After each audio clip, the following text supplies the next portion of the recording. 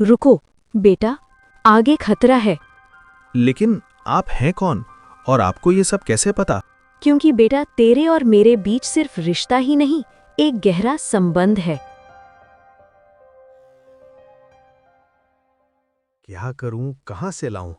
घर में एक दाना तक नहीं बचा और माँ बिना खाए रह भी नहीं सकती। नहीं, कुछ भी करना पड़े, आज मुझे खाने का इंतजाम करना ही होगा। बेटा क्या खुसुर फुसुर कर रहा है चुपके चुपके? माँ, मैं अभी दोस्त के घर जाकर आता हूँ। दोस्त के घर इस समय? कुछ काम है क्या या मुझसे कुछ छुपा रहा है?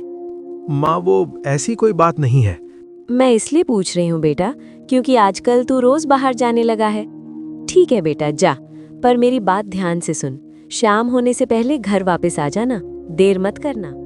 चलो, घर से निकलने का काम तो हो गया, अब अपना काम शुरू करता हूँ।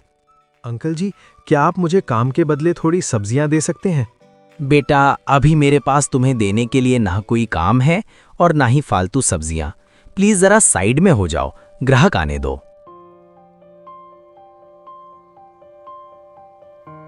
लगता है आज भी माँ के लिए कुछ नहीं ले जा पाऊंगा। भगवान, मेरी मदद करो। इस दुनिया में तू ही तो है मेरे साथ। रामू, क्या कर रहा है तू? नैतिक भाई, यार प्लीज मेरी मदद कर दे। क्या हुआ? भाई जल्दी मेरी मदद कर दे, मेरे पास बिल्कुल भी टाइम नहीं है। अरे पर हुआ क्या? मैं अपनी माँ को भूखा नहीं सोने दे सकता। मुझे कैसे भी करके खाने का इंतजाम करना होगा। तेरे घर पे खाना खत्म हो गया क्या? बहुत लंबी कहानी है, अभी नहीं सुना सकता, टाइम नहीं है। तुझे क्या मदद चाहिए? मुझे थोड़े पैसों की मदद चाहिए, क्या तुम मुझे दे सकते हो? पैसे तो अभी मेरे पास नहीं है, लेकिन एक तरीका है जिससे मैं तुम्हारी मदद कर सकता हूँ। क्या तरीका? वो सामने जो दुकानदार है, अगर तुम उससे मदद मांगोगे तो शायद वो मना नहीं करेगा। पता है क्यों? क्योंकि तुम्हारी मम्मी पहले उसी की दुकान पर काम करती थी। धन्यवाद, मैं उनसे काम पूछ लेता हूँ। हाँ बेटा, क्या चाहिए तुम्हें? मुझे काम चाहिए। काम? बेटा मैंने 5 दिन पहले से ही काम देना बंद कर दिया है। अंकल जी, मेरी मम्मी यहीं पर काम करती थी। अच्छा, तो तुम उनके बेटे हो? तो फिर अपनी मम्मी से कह देना कि अब वो काम पर ना आए। मेरी दुकान पर अभी कोई काम नहीं है और वो 5 दिन से आई भी नहीं है। अंकल जी, ऐसा क्यों कह रहे हैं? मेरी मम्मी ने आपका क्या बिगाड़ा है? तो फिर वो काम पर क्यों नहीं आ रही? अगर ऐसा है तो मैं कर लूंगा उनका काम, आप मुझे बता दीजिए। लेकिन काम आसान नहीं है, सोच लो, कर पाओगे? आप बताइए अंकल, मैं कर लूंगा। यहाँ से 6 किलोमीटर दूर मेरे अंकल का घर है, उन्हें ये बैग देना है। बस इतना सा काम? बेटा आते आते बहुत देर हो जाएगी, शाम तक का टाइम लग सकता है। लेकिन पैसों के लिए जाना तो पड़ेगा ना। गांव बहुत दूर है और मेरे पास समय बहुत कम है। चलने से काम नहीं चलेगा, अब मुझे दौड़ना होगा। रुको बेटा, आगे खतरा है। लेकिन आप हैं कौन और आपको ये सब कैसे पता? क्योंकि बेटा तेरे और मेरे बीच सिर्फ रिश्ता ही नहीं, एक गहरा संबंध है। लेकिन आप हैं कौन?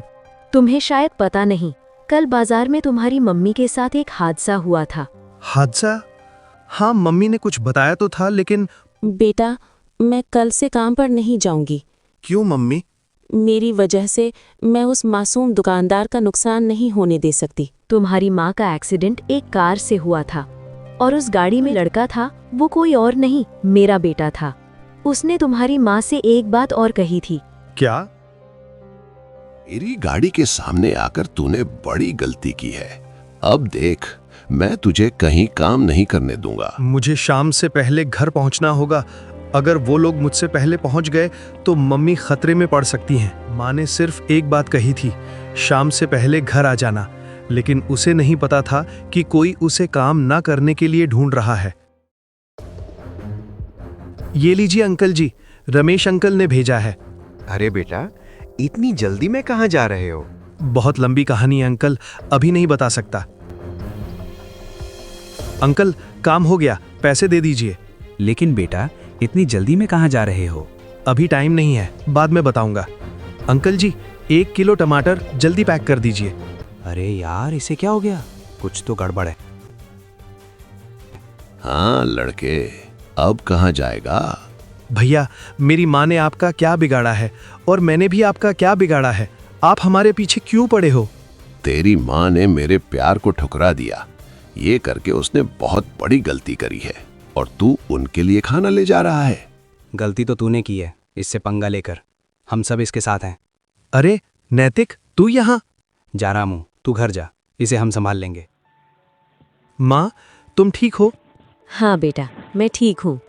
तुम सोच रहे थे ना कि मुझे कुछ पता नहीं, लेकिन तुम जैसा सोच रहे हो वैसा नहीं है। मुझे सब पता है और आज सच में समझ आ गया। लहरों का शोर जितना डराता है उतनी ही हिम्मत भी सिखाता है। अगर हर बार डर कर किनारे बैठ जाऊं तो शायद कभी पार जाना सीख ही ना पाऊं। हाँ, मुश्किलें आएंगी, लहरें टकराएंगी, कभी लगेगा सब खत्म हो गया, लेकिन जो हिम्मत करके आगे बढ़ते हैं ना, वही अपनी कहानी खुद लिखते हैं। क्योंकि सच यही है, लहरों से डरकर नौका पार नहीं होती और कोशिश करने वालों की कभी हार नहीं होती।